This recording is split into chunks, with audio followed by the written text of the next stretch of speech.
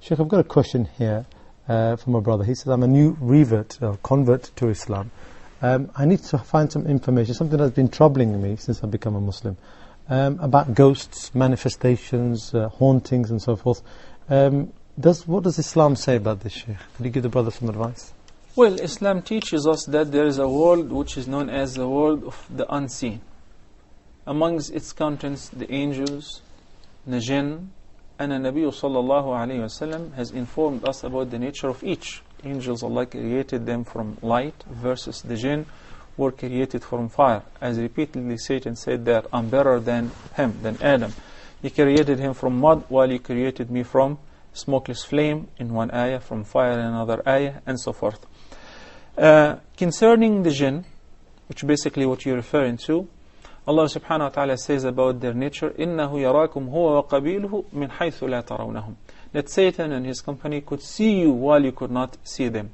And they do have the ability of disguising in any form and shape. And they do have the ability of being presented before you as a human, or as somebody who passed away, or. There is no way of communicating with the jinn, with us as humans, as believers, unless some of those who disbelieve in Allah subhanahu wa ta'ala and utilize the jinn as they used to utilize them before Islam to inform them about what's going to happen tomorrow.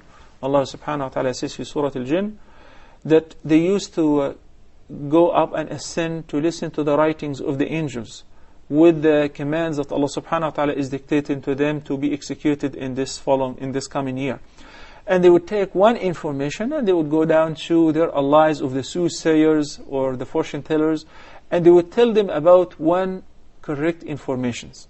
For instance, there will be an earthquake, 7 point whatever, in Japan, and that many people will die. That was ordained to the angels. So they will take this information and they will go to some soothsayer somewhere who has a microphone and will tell the people or write a book that I expect an earthquake to take place in this area. So when it happens, it doesn't mean that he knew the unseen, but he used to be the jinn, would overhear the informations from the angels and reveal them to their allies. So Allah subhanahu wa ta'ala stopped that. So the only way of communicating with the jinn through disbelieving in Allah subhanahu wa ta'ala. And that's why there is several methodologies of treatment of possession, or whenever somebody is possessed with the jinn, that happens. Nabi sallallahu alaihi wasallam indicated that the best way is through the Quranic verses. And the lengthy hadith of Abu Huraira, hadith Satan when he was guarding the sadaqah, and he came to him 3 nights and he was stealing and so on.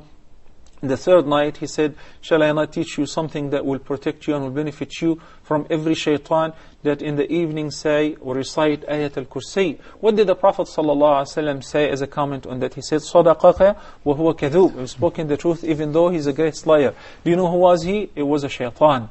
So shaitan, or the ghosts, whatever, are very weak when it comes to protecting yourself and immuning yourself with the Quranic verses such as Ayat al-Kursi, Allahu la ilaha illa huwa al-hayy al-qayyum, Surah al-Baqarah, the greatest ayah ever, and al-Mu'awwidhat, Qul huwa Allahu ahad, Qul a'udhu bi rabbil falaq, and Qul a'udhu bi rabbin nas. And if you recite the adhkar of the morning and the evening, beyond that, you're not supposed to think about the jinn and if they could harm you or not, because you're already protected. Nothing would harm you if you recite these adhkar and these verses which are just quoted right now.